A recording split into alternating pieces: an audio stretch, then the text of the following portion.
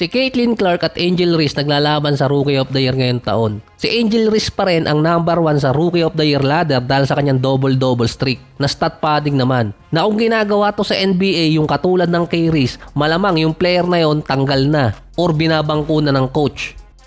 Yung offensive rebound kasi ni Reese, yung tira din niya na sumablay na kinukuha lang din naman niya. Pinagtanggol niya yon at ang sinabi niya, matangkad lang siya kaya niya nakukuha yung rebound. Ang height niya kasi nasa 6'3". Hindi rin kasi naman ako masyadong nanonood ng WNBA, puwera na lang nung dumating si Caitlin Clark.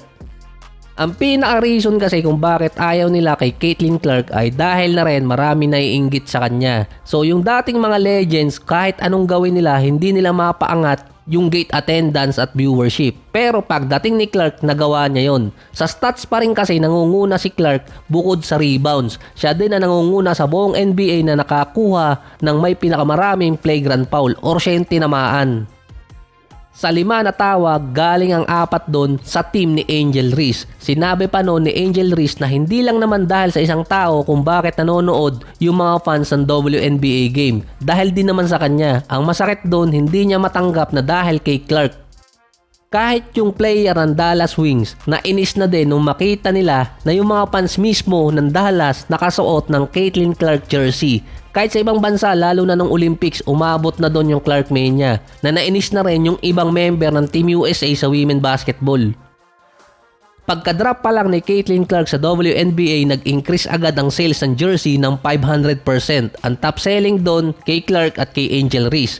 Ang average salary naman ng WNBA, $116,000. Pero bibihira ang makaabot ng ganyang kontrata kada taon. Ang highest paid nila si Jackie Young ng Las Vegas na $252,000.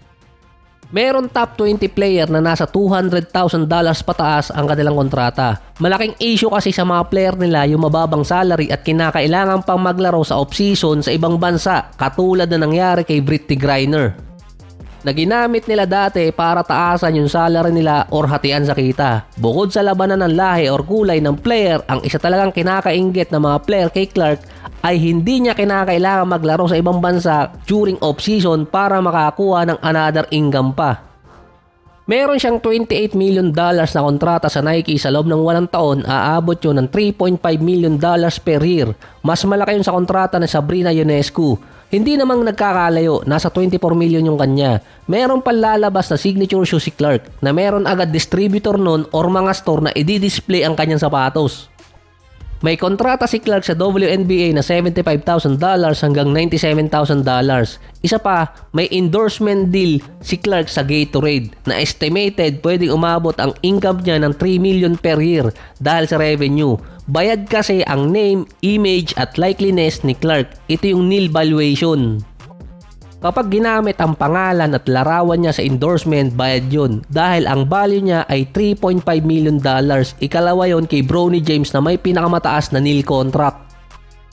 Yung isa pa kasi doon, ego na lang din eh. Sa tagal din ng mga WNBA player na nagre-request na taasan ang kanilang salary at halos nalulugi ang liga kada taon, walang nagawa yung mga legend, dating superstar at current player para iangat yung game nila.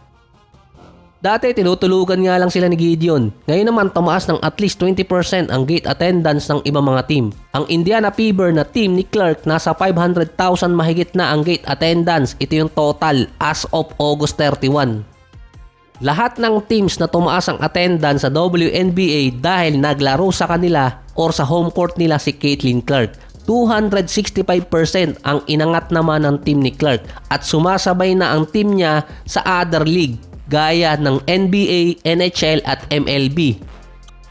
Parang Vince Carter effect yung ginawa ni Clark. Dahil kay Vince nung dumating siya sa Raptors dati, naging number 1 sa gate attendance yung Toronto. Pero kahit record-breaking ang season para kay Clark, hindi pa rin niya kayang pataasin yung income ng WNBA dahil sa report na lugi pa rin ng $50 million. Nag-iisang player lang kasi siyang pinanonood.